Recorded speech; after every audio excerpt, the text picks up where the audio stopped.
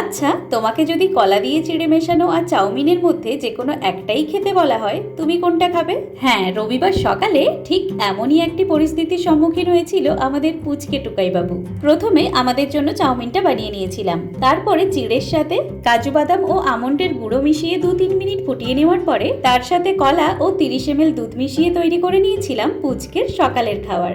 বাড়ির প্রত্যেকের খাওয়ার তো রেডি, কিন্তু মানুষজন গেল কোথায়? সবাইকে খুঁজতে খুঁজতে চলে গেলাম ছাদে। ও মা, ছাদে গিয়ে দেখি সবাই এখানেই উপস্থিত। আমাকে দেখেই পুচকে ইশারায় বুঝিয়ে দিল, দেখো দাদু কেমন গাছ লাগাচ্ছে।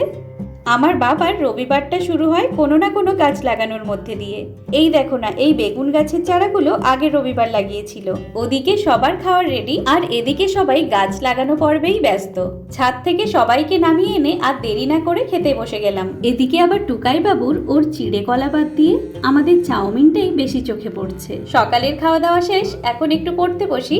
আসবো পরের ভিডিও নিয়ে। আজকের জন্য টাটা। এটা কি বলো তো? এটা এলিফ্যান্ট, হাতি। এটা কি বলো? এই দুটো একই। এটা র্যাবিট, খরগোশ। হেয়ে, সারি সারি। এরা বসে বসে কি করছে?